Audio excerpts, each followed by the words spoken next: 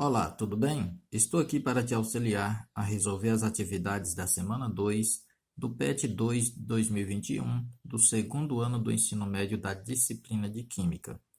Antes de prosseguir o vídeo, se inscreva no canal, dê um like no vídeo para valorizar aqui o nosso trabalho. Vamos iniciar aqui na questão 1. O gás de cozinha é formado principalmente pelos gases butano e propano.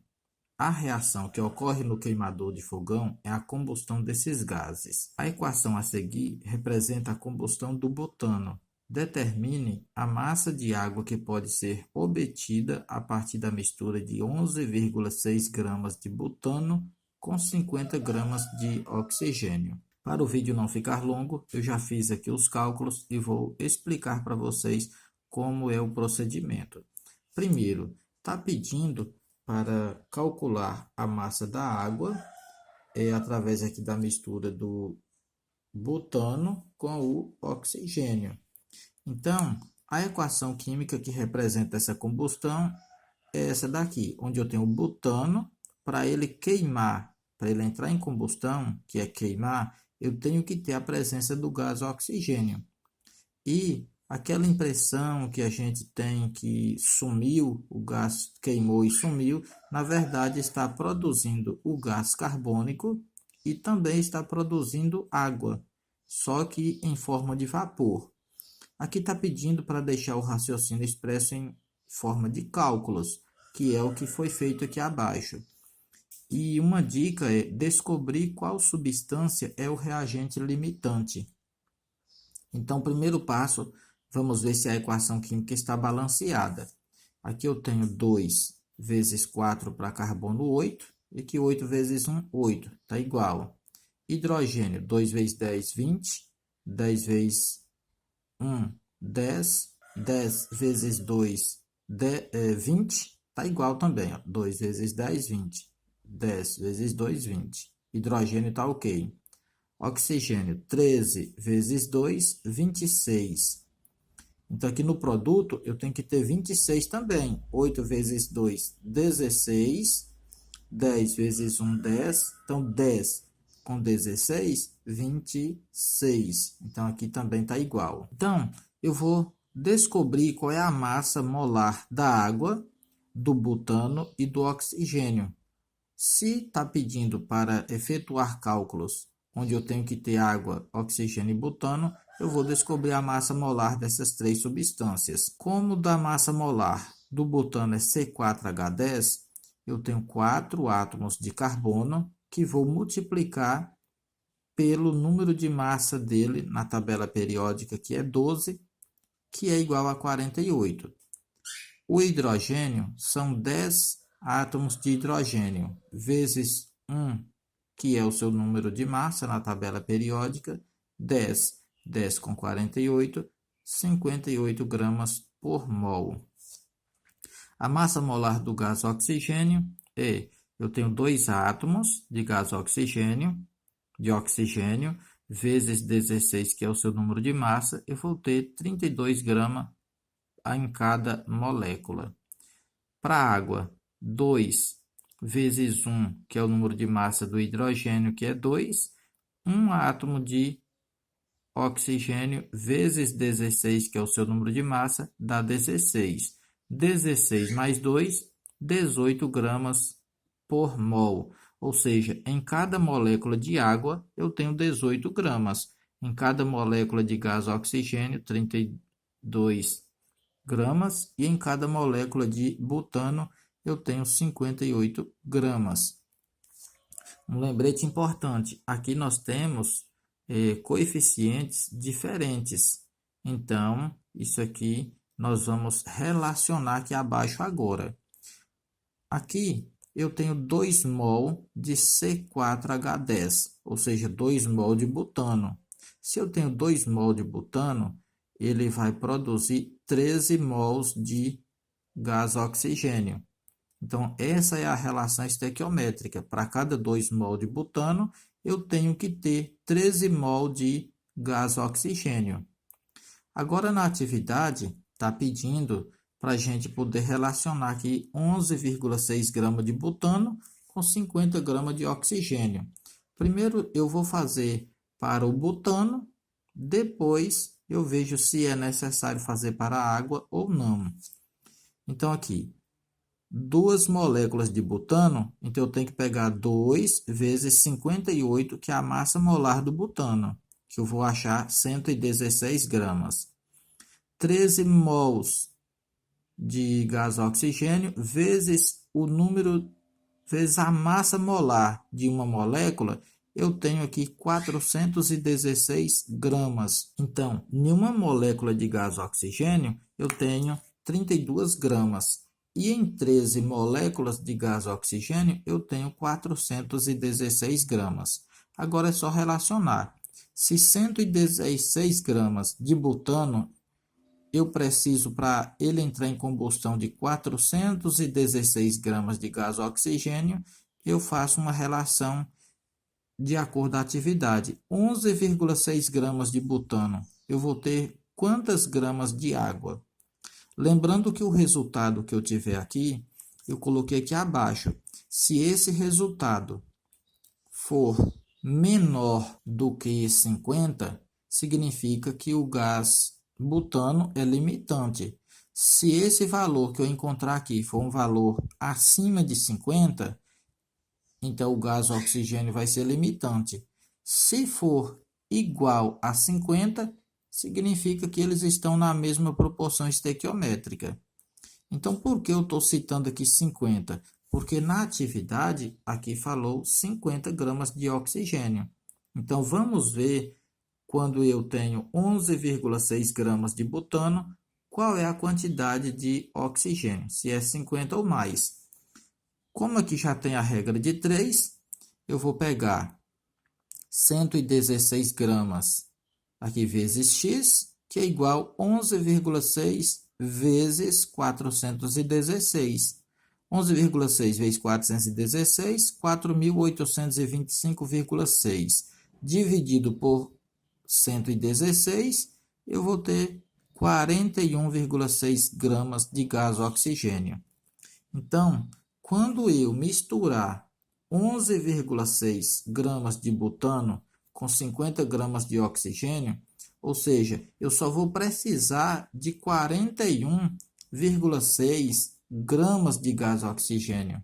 Eu não vou precisar das 50 gramas. Então, com isso, eu sei que 50 gramas é um valor acima da quantidade que eu preciso. Então, o oxigênio ele está em excesso.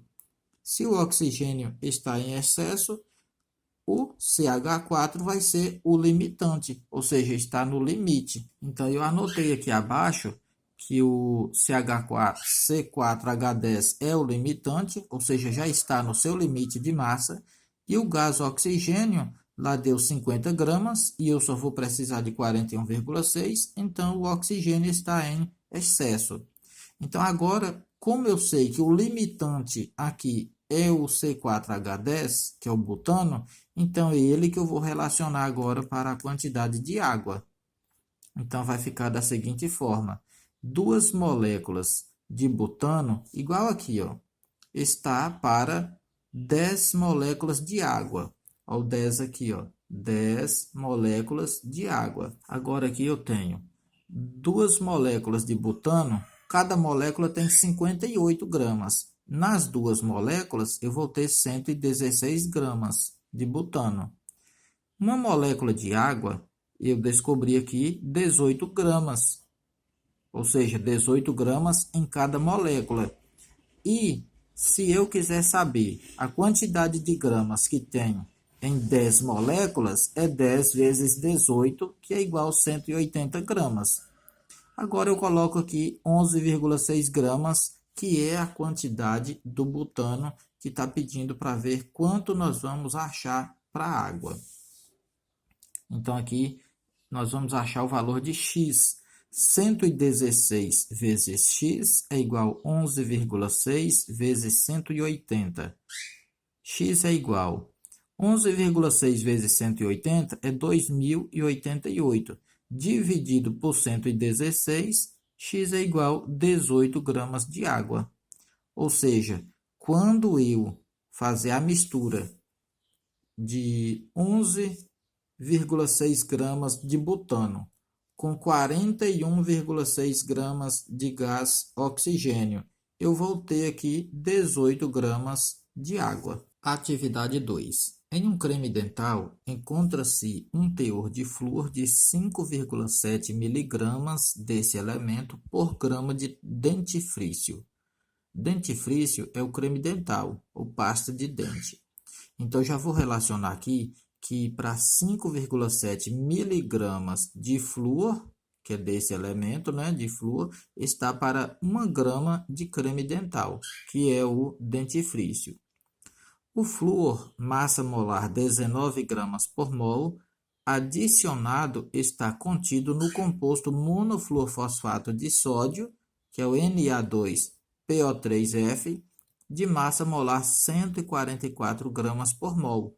Então, aqui já vou fazer outra relação, que para cada mol de flúor, eu tenho 19 gramas.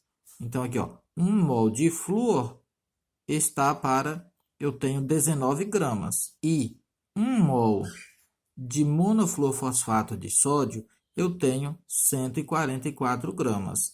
Então, a relação é que 1 mol de flúor, eu tenho 1 mol de monofluorfosfato de sódio.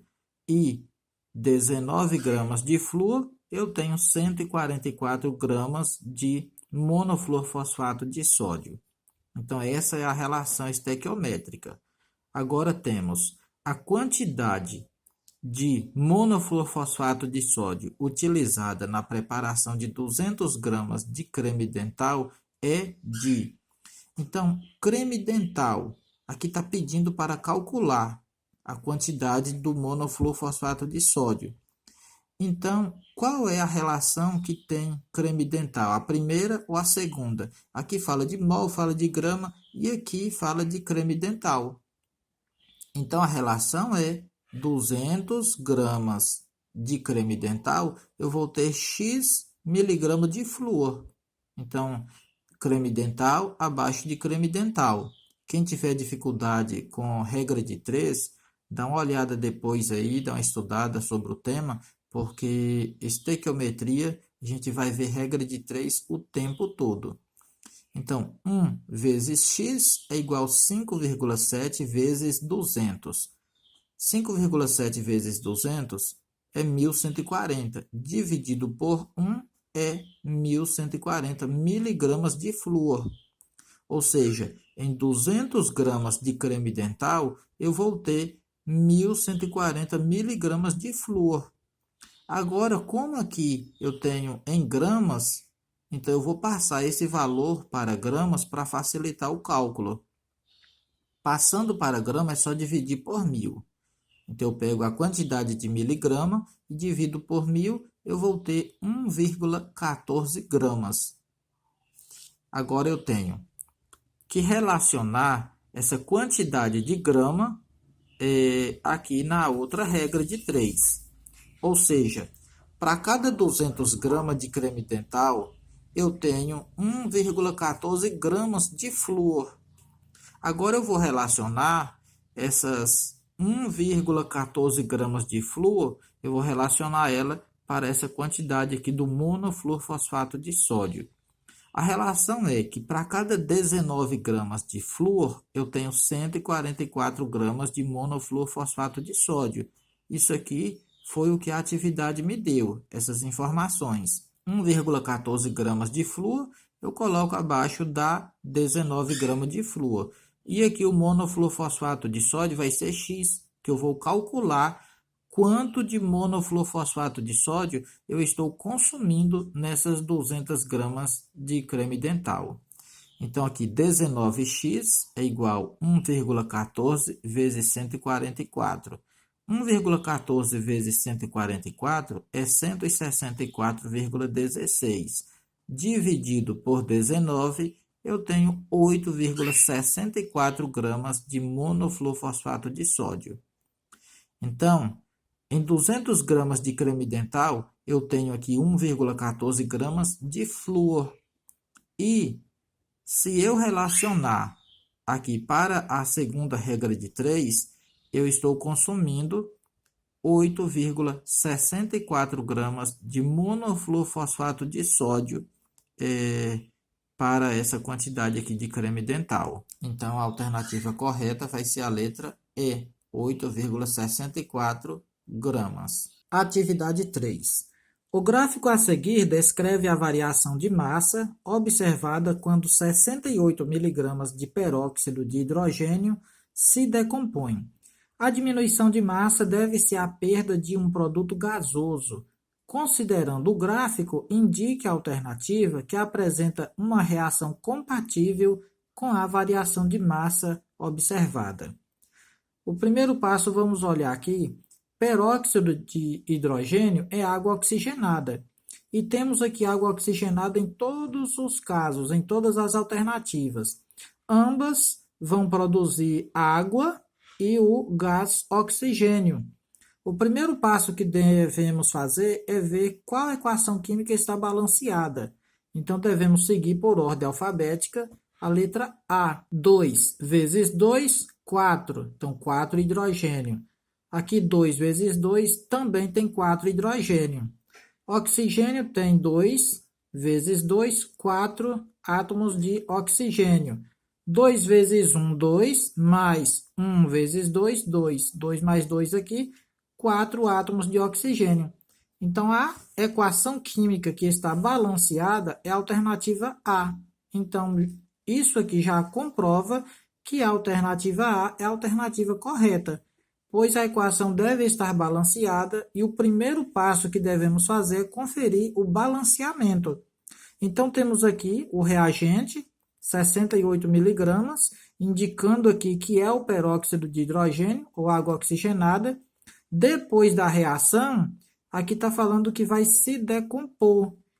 E a diminuição da massa deve-se à perda de um produto gasoso. A massa diminuiu porque um dos produtos gasosos aqui é o gás oxigênio. Então, a massa de água que fala aí é o H2O, 36 miligramas. Então, 36 miligramas é H2O, que vai ser o produto. Então, nota-se, se eu for fazer o cálculo, eu tenho aqui 2 átomos de hidrogênio, vezes 1, que é o número de massa dele, é 2.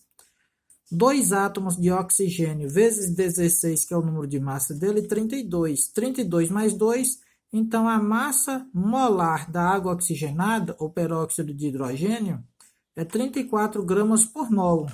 E da água, eu vou ter 2 átomos de hidrogênio, vezes 1, que é o número de massa, 2.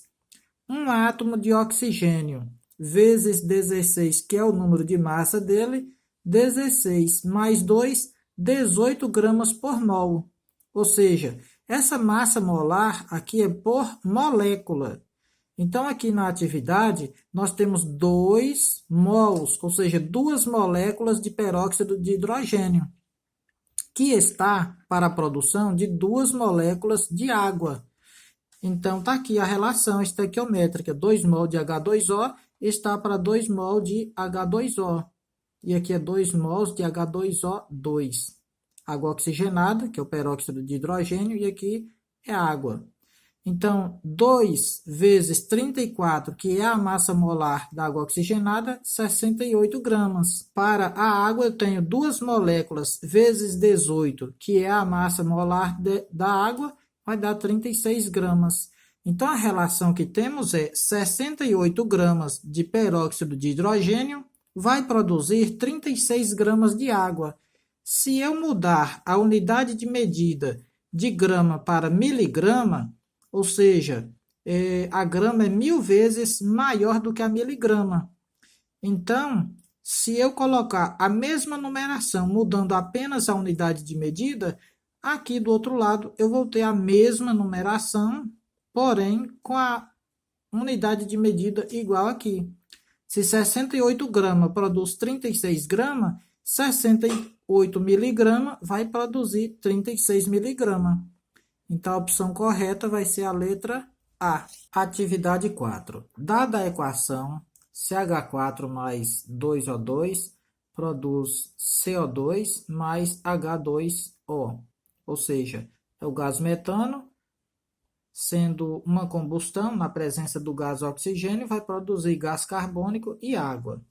O volume de gás carbônico, ou CO2, ou dióxido de carbono, como é chamado, medido na CNTP, produzido na combustão de 96 gramas de metano é... Então, o volume de CO2. Vamos procurar o volume de CO2.